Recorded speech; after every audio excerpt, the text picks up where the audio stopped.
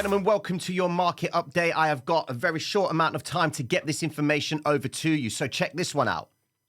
We've got Jerome Powell having a conversation today at 6:30 UK time, which is roughly around 1:30 US time. I will be going live for that period of time, so if you are new to the channel and you want to see some volatility in the charts, be sure to like and subscribe and get with the pattern watchers as we welcome in what Jerome Powell is going to start mentioning in relation to this tightening policy that the US Federal Reserve is going to put onto the US economy. Now listen, word on the street says that Jerome Powell is going to be hinting that tightening is going to be maintained and they're going to keep on increasing the interest rates so that they can get to that overall inflation target of 2%. But in December, we're going to only increase it by 50 basis points. What are investors looking for? They're looking for the peak. Not so long ago, Goldman Sachs did say that they wanted it or expected it to be in March around about 5%. Another article came out saying that they're looking at it to be 5.03%.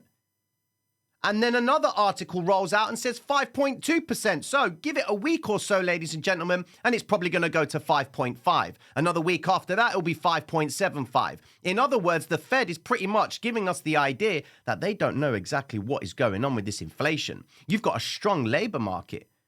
We had some results today saying that the average earnings have been up by 7.6% on an annual basis.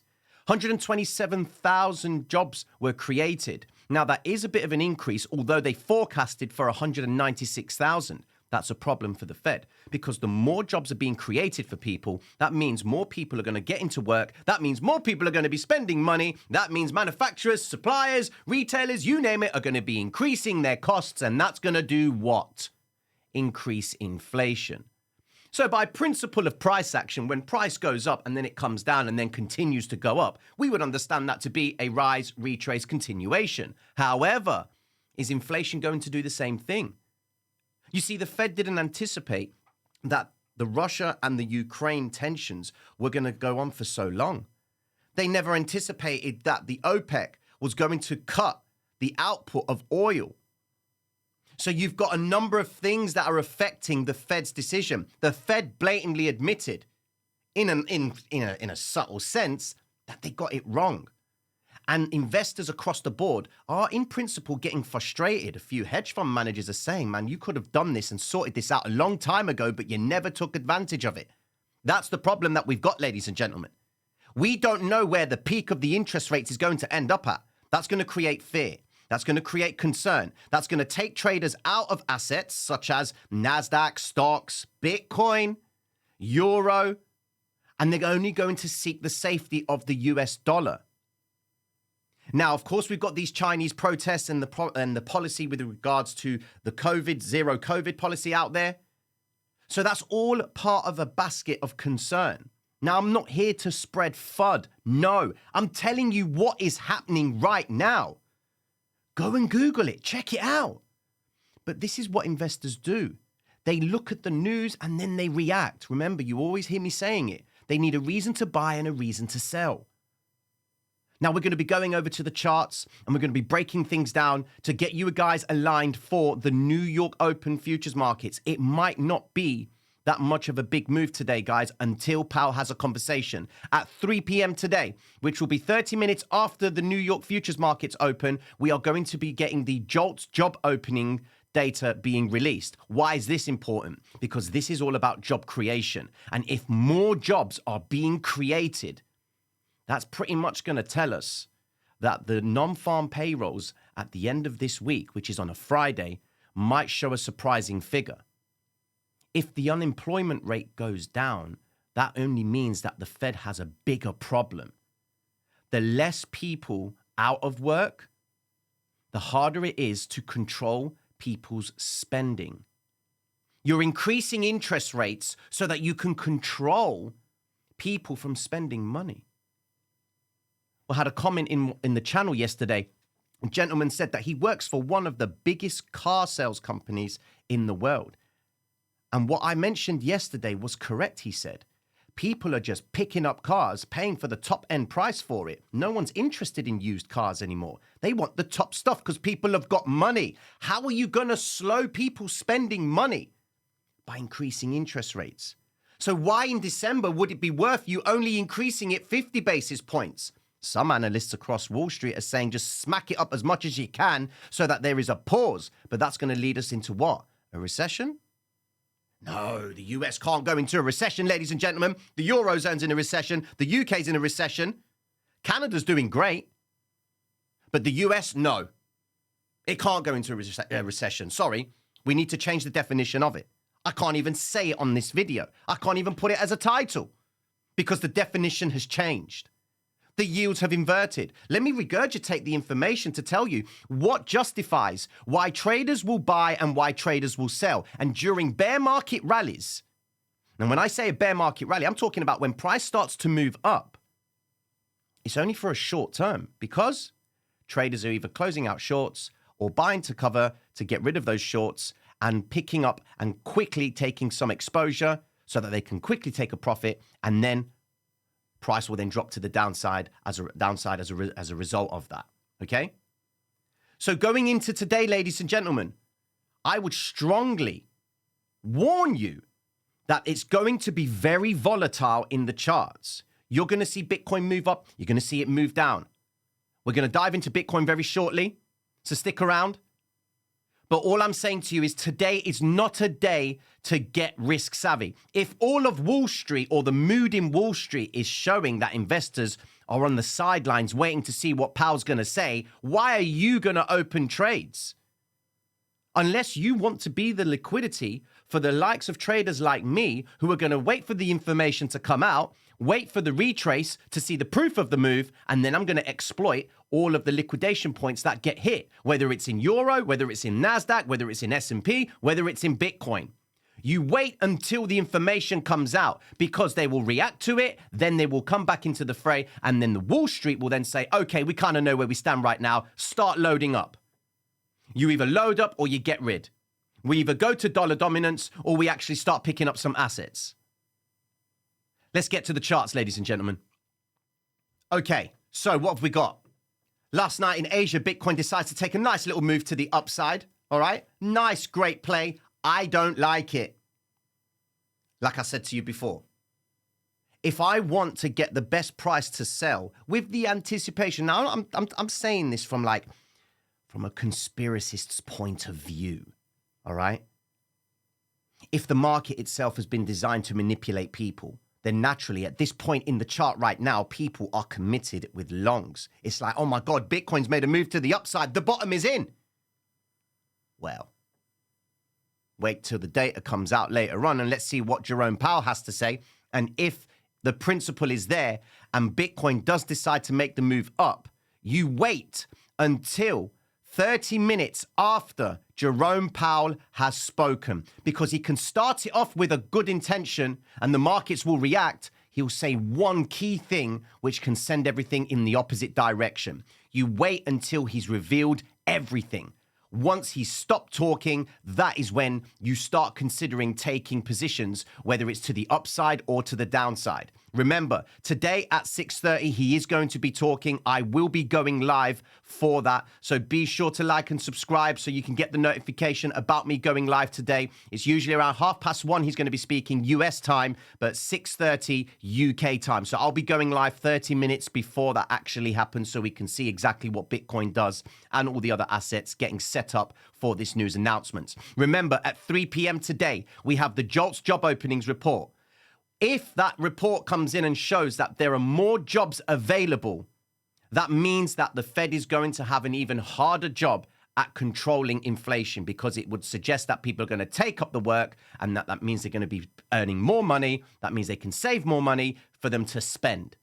Now, looking at Bitcoin's price action right here, guys, yes, we do have a wick to the upside. Mr. Market Maker did a good job of trapping traders at 17,161. If we go over to the high block itself, you can see the liquidity that has been eaten alive. $3.7 billion worth of short liquidations at 17,100. We've got this bad boy down here at $4,776 million worth of long liquidations. Now, this is something that I discussed with the patrons of the channel. And if you do want to learn more about the hybrid system, go check out the Traders Reality Patreon.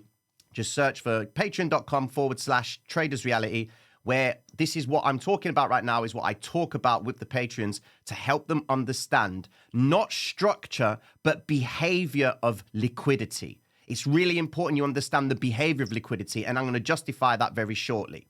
So check this out.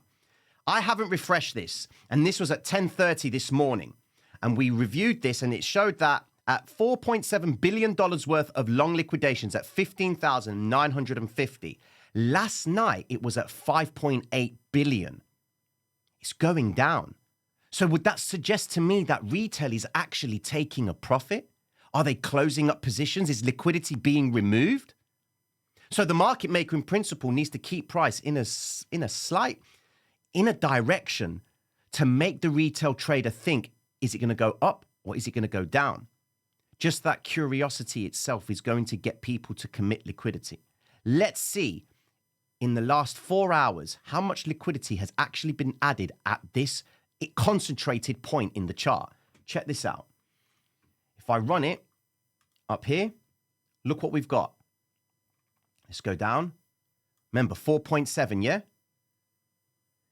It's going down. Traders are taking money off the table. It's like the retail trader is getting savvy to the idea. You see, Mr. Market Maker, if he's been building his shorts, he needs the liquidity down here so that people can get liquidated so that he can offset his longs on the positions that traders get closed with their margin. You see, when you close a long, what happens? You sell it. But in order to sell, what has to happen? Someone has to buy. A market maker will have his order matched up to your liquidity, ladies and gentlemen, and he will snap up that margin from you, and you will be ending up with the liquidation call on your account. But traders are starting to get a bit savvy. It looks like they're reducing their exposure. Happy days. So in other words, Mr. Market Maker needs to do a good job of either getting to this zone as soon as possible or trapping more traders, because the same guys that closed their positions inside of in this area here, and the same guys that got rid of their positions may want to get back in because they believe that it could continue higher. People are in denial in the shorts, ladies and gentlemen. People don't think Bitcoin can continue up. Yes, Bitcoin can go up, ladies and gentlemen. I still favor lower prices, but the bear has to stand up before he attacks. The bull crouches down before he attacks. And this is where we are right now. Going into the higher time frame, you can see this is on the hourly. The nearest point of interest is the 800 EMA at 17,536. It would be nice to see Bitcoin spike that zone, but that will be the advert. That would be the point in the chart where traders will be like, oh my God, Bitcoin's breaking out. Happy days. But how many times have we seen this happen, ladies and gentlemen, where they spike up to the upside to only come back down again? Remember, they need a reason to buy and they need a reason to sell. Your job as a trader is to make sure that you get in at the point where you've got enough information to help you justify why there is enough people buying and why there is enough people selling, so you catch the opposite direction. The more times you see people buying, it's more time that there is a great chance that the market is preparing to go down. NASDAQ does it all the time, ladies and gentlemen. Here's an example right here. I shared this trade yesterday with the patrons, and it was inside of this zone right here.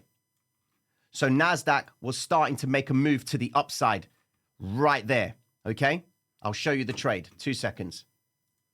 Right, so here it is. So this is on the 5-minute time frame, and it was this zone that I was trading. Okay, sorry, this zone right here. The New York Brinks Open. What happened at 3 p.m., ladies and gentlemen? They initiated the stop hunt rise. That's why I say to you, always wait until 3 p.m. because that's where you're going to get the proof of the move.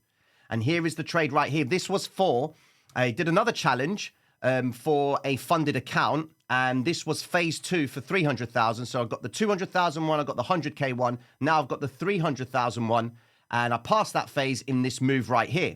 So all we needed to do was achieve $15,000 in 60 days, but we did it in an hour. I managed to achieve that in an hour. This is something that I showed the guys in the Discord. But this was the trade itself.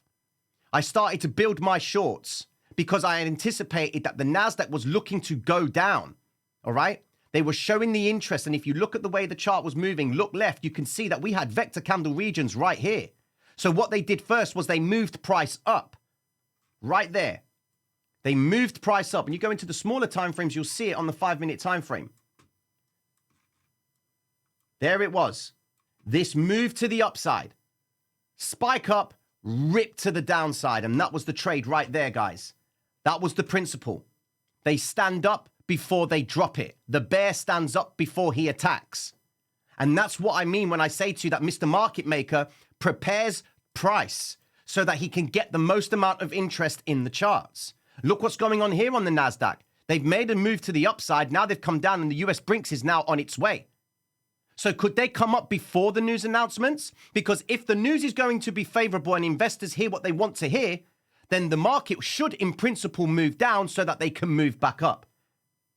This is what I'm looking for. Going over to the dominance of the dollar, you can see dollar itself, it has been trading pretty well and they have consolidated inside of this zone, forming this structure right here. All right? Now, this is the structure. I need to pay attention to the behavior of how likely they're going to keep moving price up. Remember, JP Morgan did say, long dollar and get defensive. Is this the dollar saying to us that traders are in essence, accumulating? Look at the yields. The 10-year yield is moving up and it's trading 0.5% for the day. So it's like they've already got us in the mindset of thinking that investors are seeking safety. Is it safety before what Powell will say? What's the story? Yeah? Euro USD, look at this. Consolidating, doing great. Now, the euro declared that they had a 10% on their inflation readings today, all right? And it came in less than what they had anticipated. That's great news, but it's still at 10%. The US is still at 7.7%. Look, guys, we've got a problem in the economy. No FUD. I'm stating facts. There is a situation happening. Now, however long it takes the Fed to decide what the best course of action is, we're going to see that being reflected in the charts, guys. Going over to dollar yen itself, you can see bright as day doing the same thing, building the position, preparing for a potential move. Gold is a safe haven. Look, gold is holding out around that 1800 zone, towards the 1800 zone. And if traders seek safety, principle would say that gold should move up. But if they do seek safety, but not in gold, they're going to run it over to the dominance of the dollar itself. That means euro's going to drop, pound's going to drop. Pound has been resilient non-stop, and we got vector candle regions that we would love to see pound coming back into, guys. Okay? Aussie yen.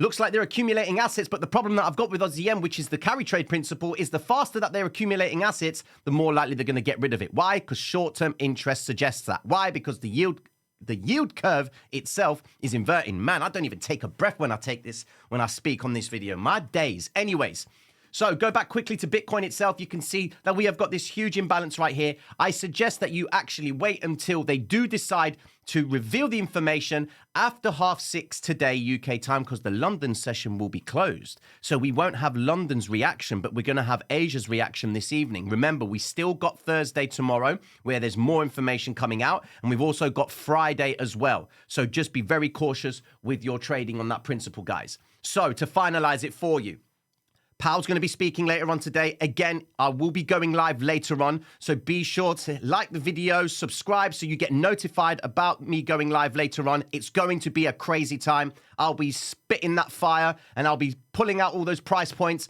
I'm going to do my very best to make sure you guys get everything that you need to understand behavior of price, because they're only going to release more information in the near future. We've got a week's worth of news announcements coming out, and you're going to see the same thing happening over and over again.